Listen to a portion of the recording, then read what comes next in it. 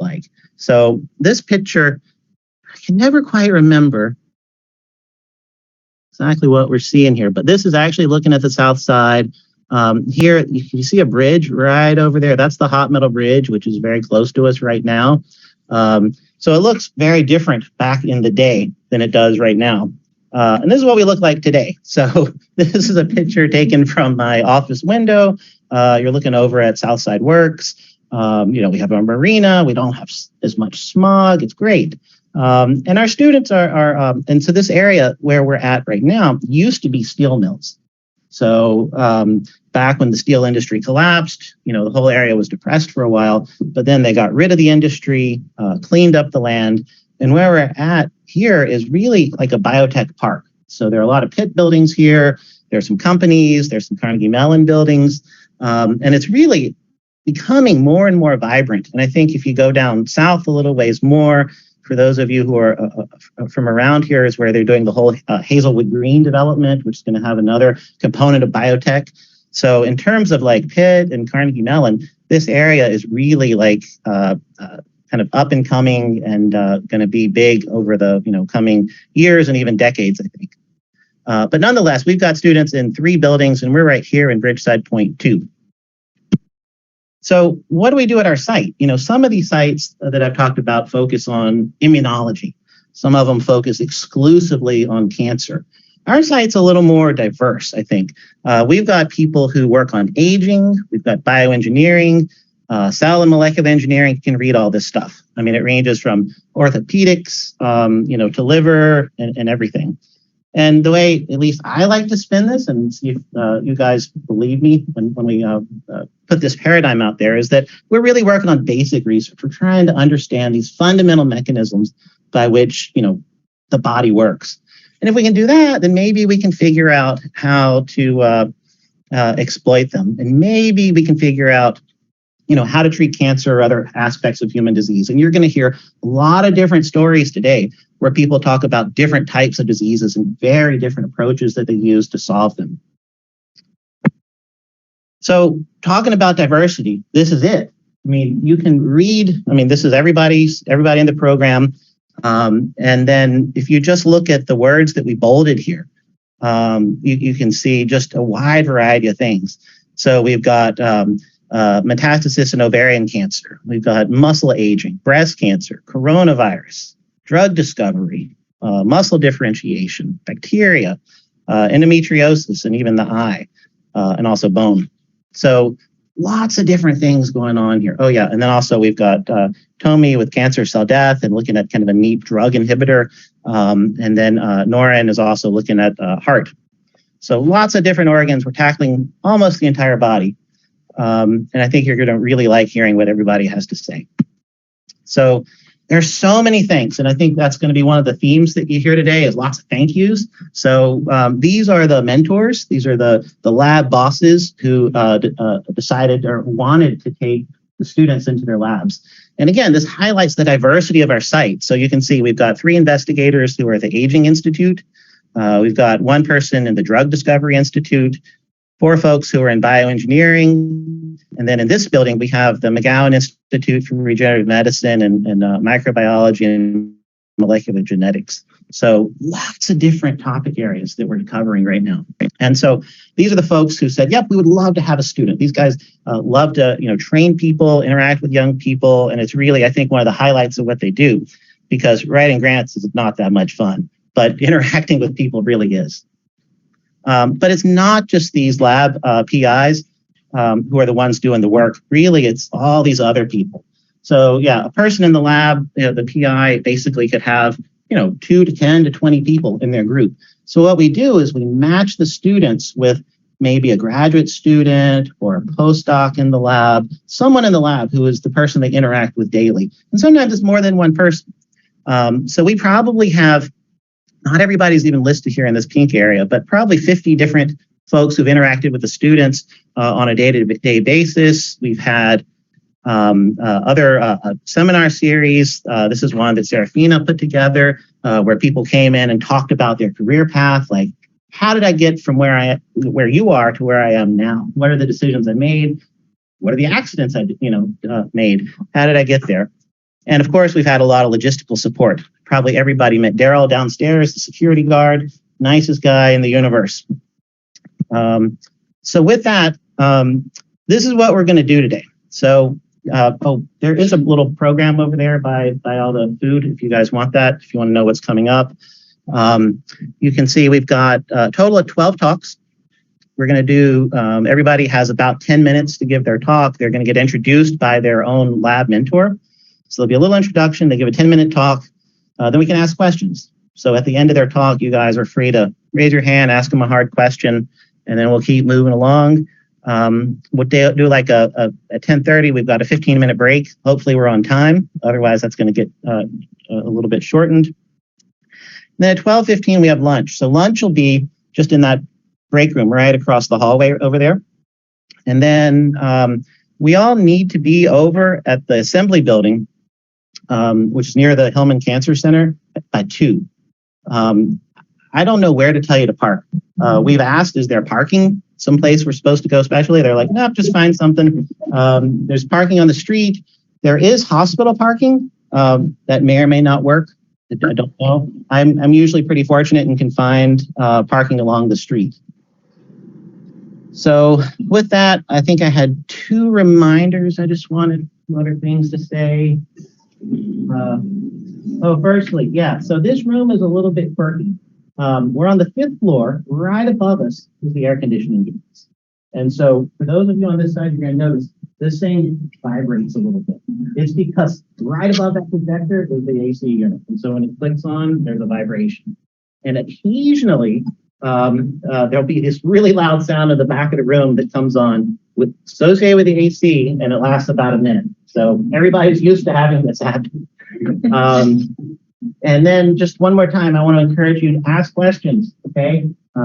Everybody loves to answer them. And really, when we ask these questions, that's been one of the most fun things this summer, is that the students ask them, the presenter questions, and that's when their knowledge really shines.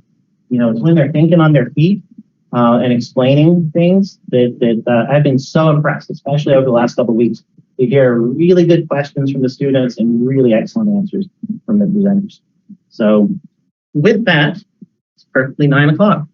So I think we can go ahead and start.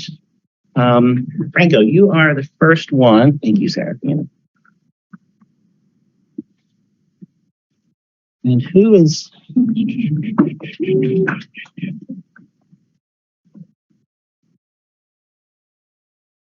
Sir? Okay. Yes. Actually, maybe we should give her the microphone. And what I didn't tell you guys is that we have a number of people on Zoom right here. Some people who, one presenter couldn't be in town today, and then a couple other guests are going to come and go. So if you guys could try to stand in front of the computer, that would be great. Just as soon as I cue this up. And I almost forgot. The other thing I'll tell you is we're going to record these for everyone who elected to not have it recorded. This meeting is being recorded.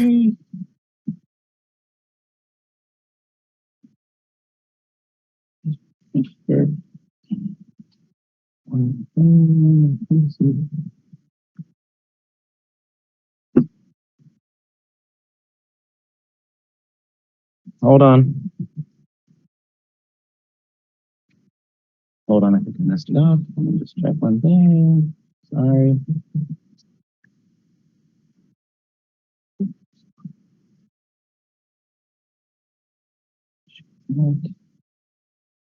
And then what's am I looking for?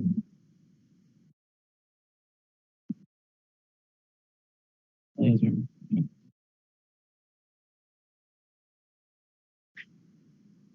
All right, I think we're good. Yeah, you can go ahead. Sorry. I can go ahead. Yeah. Good morning. My name is Tanya, and I'm Franco's mentor. So I've been working with Franco this last weeks that he's been with us at Steinhauser Lab.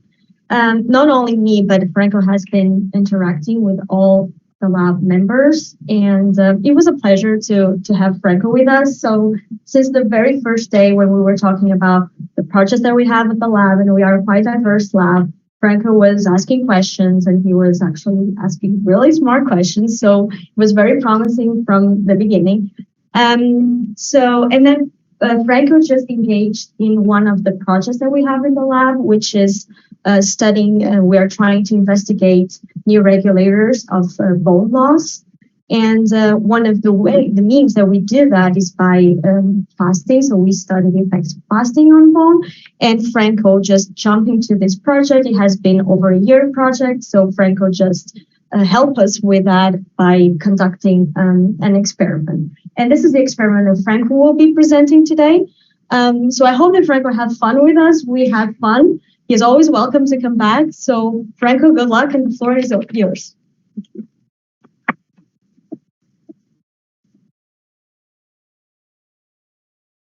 Okay.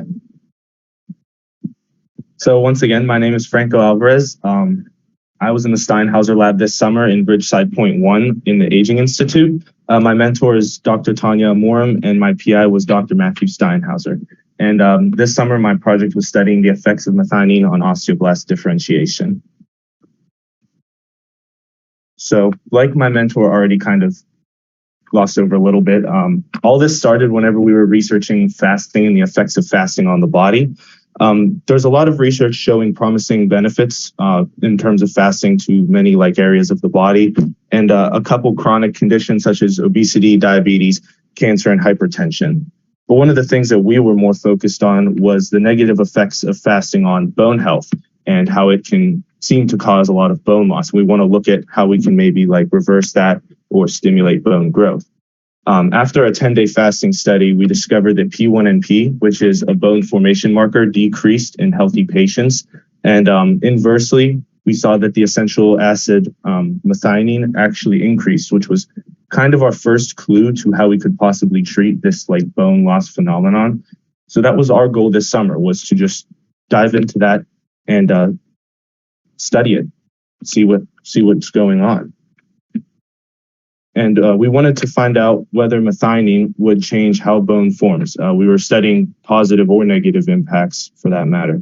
And just because I think everyone here is on a little bit different of a level, I'm just going to start off with the basics on bone. There are three major types of bone cells: osteoblasts, osteoclasts, and osteocytes. Osteoblasts are important to us because they are the bone forming cells.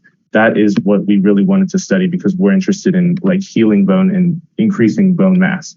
Osteoclasts, although they sound intimidating, are still very important to bone health because if you don't have a balance of osteoblasts and osteoclasts working together, that's when you start having imbalances in bone. You can have bone loss, too much bone, and so you definitely need all the cells working together to keep bone healthy. And osteoblasts, like I mentioned, are the cells responsible for forming bone. This is the differentiation process. This summer, we studied just the effects of methionine on this process right here, from pre-osteoblasts to mature osteoblasts. This was about a 16-day process, and by the end, we had mature osteoblasts if the treatments worked well. Like I mentioned already, when osteoblasts malfunction or they don't work properly, you get that imbalance in bone, and that can lead to bone loss, which is why we are so interested in studying why osteoblasts stop working or how we can treat them so that they start working better. So overall, this summer, my aim in my study was to investigate the effects of methionine on osteoblast differentiation. And my hypothesis from the P1NP and methionine levels that we saw at the beginning was that excess methionine decreases osteoblast differentiation. So this summer, this was the exact setup I had. I had two 6-well plates set up exactly like this. 4 different treatments: no methionine, 20 micromoles, 100 micromoles, and 500 micromoles. We plated the exact same amount of human pre-osteoblast cells. It's from this cell line that probably doesn't mean a whole lot, but if you're a science person, it does. We plated the same exact amount of cells in each well. And then we added 4 different treatments of methionine, and this was included in the media. So as we changed the media every 3 days, the cells had fresh food to kind of grow from. They differentiated in a 39.5 degrees Celsius incubator for 16 days, like I mentioned, until they were fully differentiated. And at the very end, we pulled the plates out stained it with alizarin red, which stands for calcium deposits or mature osteoblasts, because it's all kind of tied together. And we just looked at which wells had the most alizarin red for the most amount of differentiated osteoblasts. On the final day, we took some microscope pictures. These are what our wells look like. I forgot to include this for the people that were here last week with me, but this is pretty important to look at because you can actually see how no-methionine really affected the differentiation process, and there's a lot less cells compared to the other three treatments. It's hard to see with the eye between the other three treatments, and even with the next picture too, with the staining. But the most important thing you can take away from the pictures, I think, is that no-methionine heavily impacted the way that osteoblasts differentiate, and there was a lot less like cell proliferation, and there's just not many cells left by the end. So once we did the readings, we found that the most significant data was that pre-osteoblasts treated with no-methionine were significantly less like proliferating by the end of the differentiation process. And excess doses of methionine did have less differentiation, but whether this data was completely significant, we would need to do more research on to figure out whether our hypothesis was completely correct or not. You can also see that 20 micromoles was the optimal level for our osteoblast differentiation. But the most significant thing to look at from this bar chart, I think, is that no-methionine was the largest inhibitor in whether osteoblasts were able to differentiate successfully. So when it comes to the end, methionine clearly does have an impact on osteoblast differentiation. We saw that in our study, we needed an optimal level of about 20 microliters. And it does appear that osteoblasts do not differentiate well in the absence of methionine, which is different than our hypothesis, which we may need to do more research on to figure out whether that's true or not. Like I said, our hypothesis was never really like disproved or proved, but our lab is continuing to do more research on whether this effect is true in not only cells, but also biological systems like mice and other systems to see if what we see in the cells is true in the actual body. And yeah, that's all.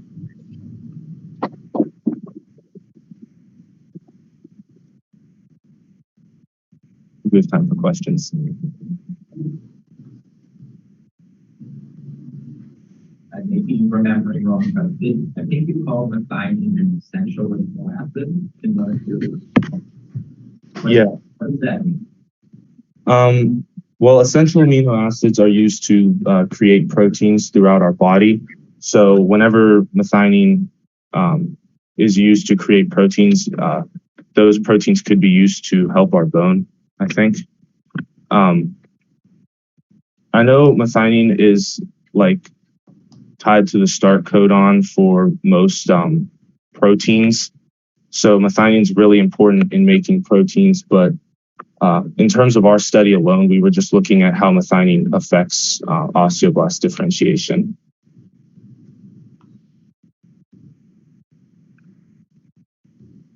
Yeah. Do you care if it's actually used in treatment one day or? Well, we're doing a current study on mice to see whether these effects are true within the actual like living, breathing organism. We're still working on that.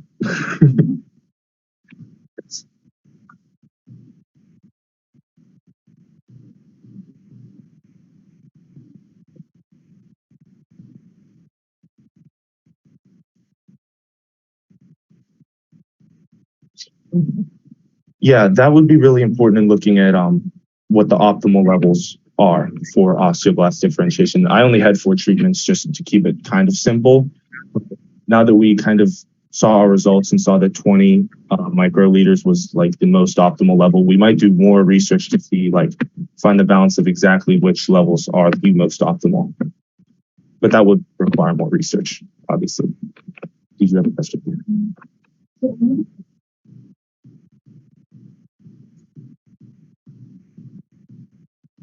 I'm sorry, I didn't hear you. So I noticed that the treatments were carried out at 39 What was the reason? That starts the.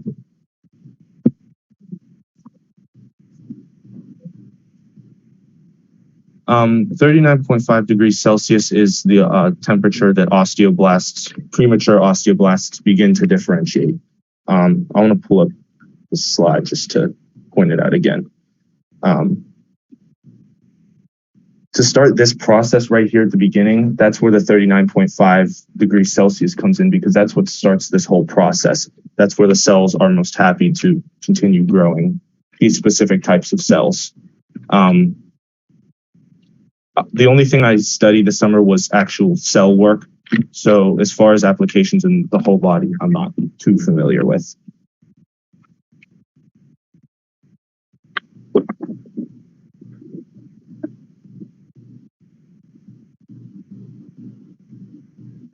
Good job. All right, Sophia, you're up.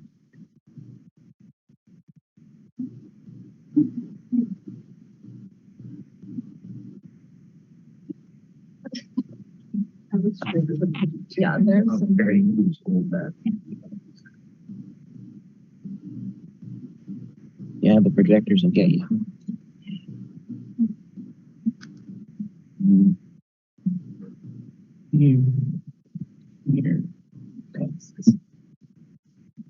Okay. So my name is Dorota Jaswinska. I work in the Cervantinakis lab, and I had the pleasure of working with Sophia this summer. She got a little bit of an introduction to bioengineering, since that is what she wants to do whenever. Apparently, this is the one before his. Okay, is that all right? Yes, I'd like to see it. Is somebody talking to us? And mute. Mute. Maybe that one. I don't know why we can't mute that person. Mute.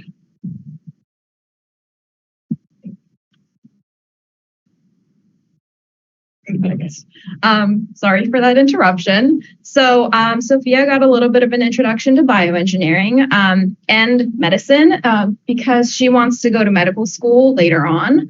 And we looked at ovarian cancer metastasis, since that is my thesis project, and she took a little bit of it and looked at how MMT works with ovarian cancer. So thank you.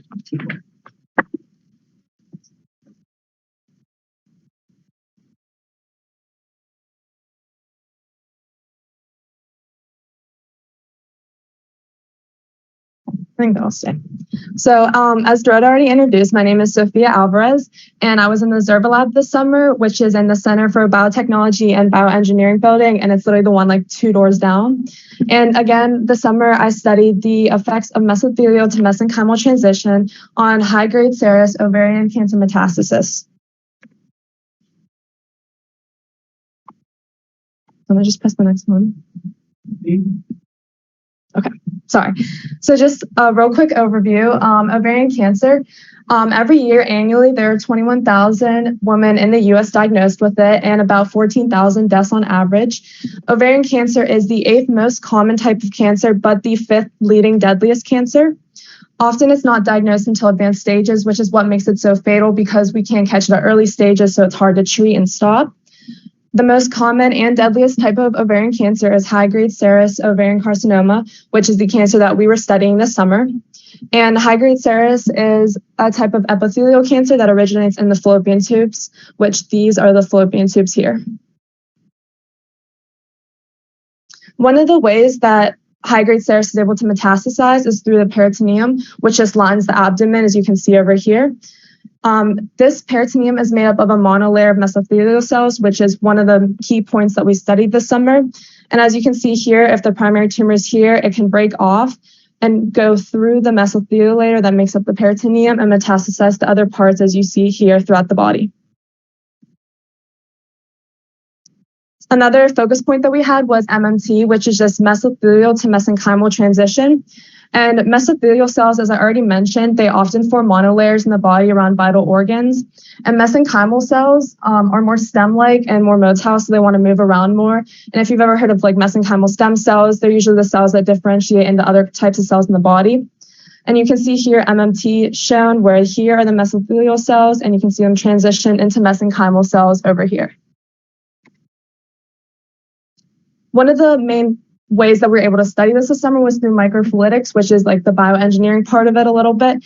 And this is the top view of the devices that we had. They're very little, probably only about like this big. And some advantages of using a system like this is that it's shown in 3D rather than 2D, and it allows for cells to be placed in a certain way. So rather than in a plate, just kind of putting cells on top of each other, we can actually like place them in places such as these channels here to watch how they interact with each other, again, rather than just being kind of mixed together in a plate. So as you see here, the channels, this is where we put the mesothelial cells, and we can put cancer cells in there as well. And then this gel region has collagen in it, and you can watch the cells actually kind of move around and invade and just kind of see how they interact. And these posts here are just to kind of keep that gel in so it doesn't leak into the channels. And then again, why we used it is because it simulates an in vivo assay, and also it can predict similar outcomes to an animal without actually having to use animals. And this is from a different paper that worked with breast cancer, just to show you the 3D component of it. You can see that here would be the channels where we put the cells, and this is the middle channel wherever we'd have the collagen in the cells, and whatever else is in there can move around, just to kind of give you a visual of that. So our hypothesis was that high-grade serous cancer tumor cells can transform mesothelial cells to mesenchymal cells, and that this interaction between the tumor cells and mesothelial cells allows for increased metastasis.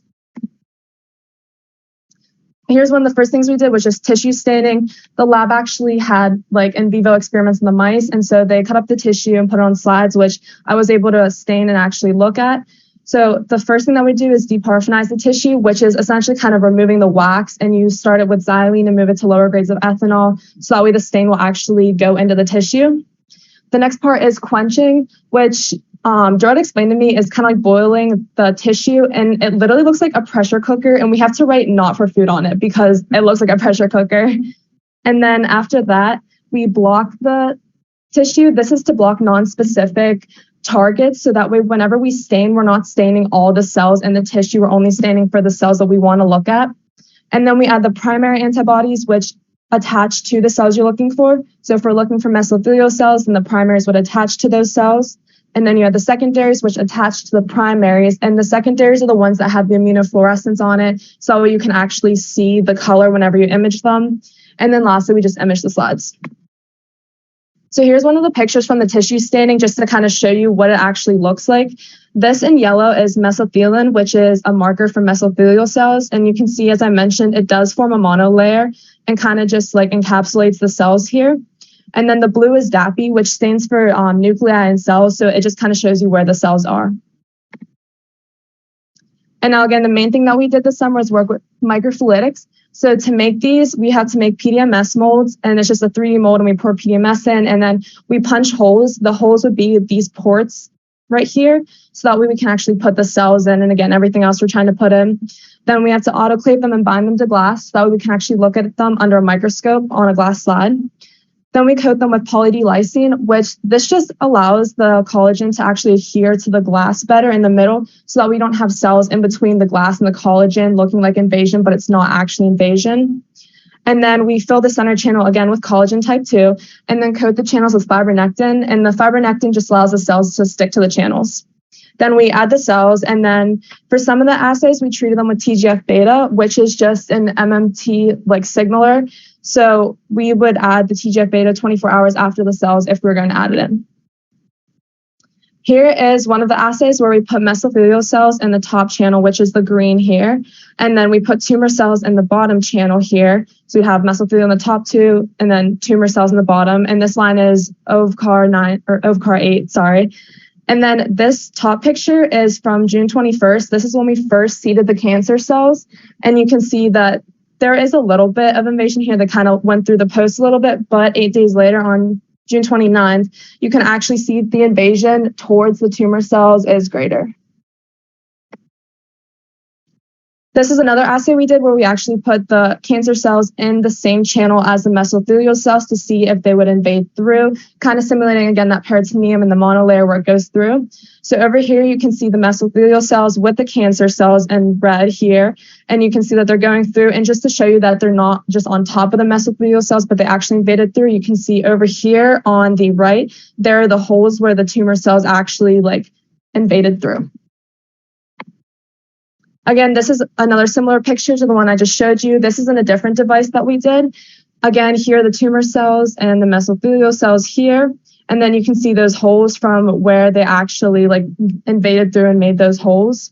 And then this one was a picture 72 hours after we seeded the cancer cells.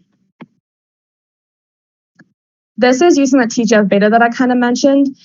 So cancer cells actually give off TGF-beta signaling just kind of naturally in the microenvironment, and we think that it induces MMT, which would allow the cancer cells to be able to metastasize better.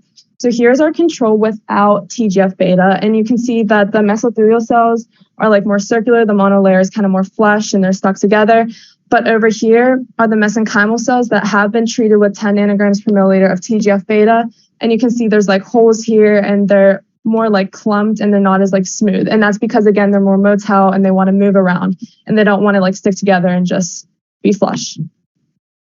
So our conclusion is that the OVCAR-8 cancer cells invaded through the mesothelial monolayer, that the TGF-beta treatment induced morphological changes. Also, I forgot to mention with the MMT, you could see the structure was different with the cells. Here, I'll go back really quick. The structure was different with these, but to definitively be able to say it induced MMT, we'd have to stain for mesothelial and mesenchymal markers, which would be like one of our next steps. But so far, we can't see morphological changes. So we saw that. And then preliminary data suggests that the mesothelial cells invade towards the cancer cells. And then future directions, just adding cancer-associated mesothelial cells, which have gone through MMT, so taking those cells that have already gone through MMT and then mixing them with cancer cells to compare them to the normal mesothelial cells and see if it makes a difference. And then also staining for mesothelial and mesenchymal markers for MMT, which I mentioned again, just to definitively say, yes, MMT happened. And then also possibly knocking down TGF-beta signaling to slow metastasis. So if it makes it easier to go through the mesenchymal cells, actually stopping the transitioning from happening would make it a little bit harder for the cancer cells to go through. And then just a huge thank you to everyone that supported me this summer, like the entire lab, Jordan especially for spending all the time with me this summer, Dr. Duncan, Serafina, and then everyone at the Hillman site, and some of my references. So any questions?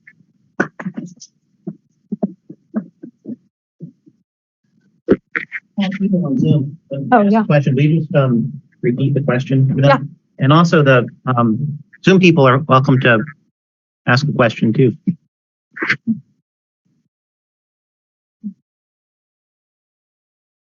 Yeah. So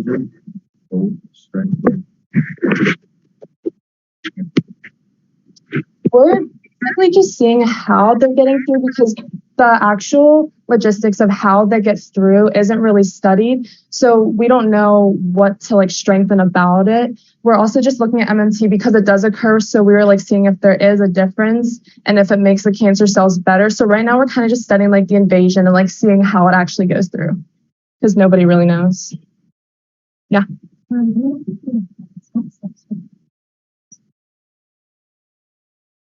You mean like, oh yeah, she asked like what substrate I use to mimic the peritoneum. Do you mean like the fluids that we put in? Oh yeah, that was collagen type 2, which is actually really abundant in the body naturally. So that's what we use. The part that mimics the peritoneum is actually that mesothelial monolayer. But again, since the collagen is already abundant in the body, we use that so that way it kind of just is like a middle part if the cells want to move through it or not. Does that make sense? Yeah.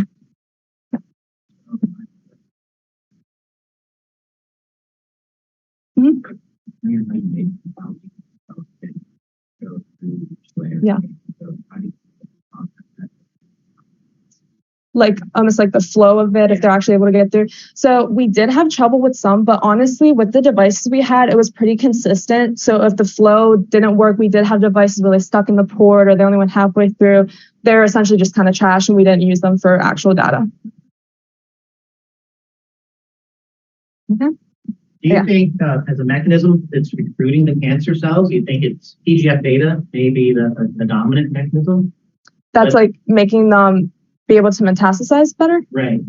Yeah, we think that's what we're testing out because it already kind of occurs in the body. So we think that that might actually be one of the reasons why it's able to metastasize. So that's why we're studying it. Do you think that's the only mechanism, or are there other? No, I think there's other signaling. I forget what they're called, but we studied other one, and there were markers that we studied for other signaling, but I don't think TGF-beta is the only one. Yeah, we just wanted to see how big of an effect it had. Thank you. This up here.